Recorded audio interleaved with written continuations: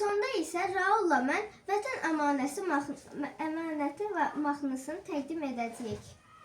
Döyüşlərdə bərkiyəcək son sözünü demək üçün.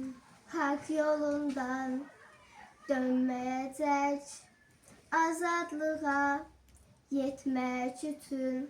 Haqq yolundan dönməyəcək, azadlığa yetmək üçün.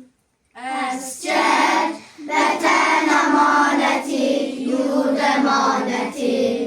Əsgər, ocaq əmanəti, od əmanəti. Əsgər, vətən əmanəti, yurd əmanəti. Əsgər, ocaq əmanəti, od əmanəti. İntiqamın alınmasa, şəhidlərin geri dönmə. Son qələbə çalınmasa, silahınla sən öyünmə.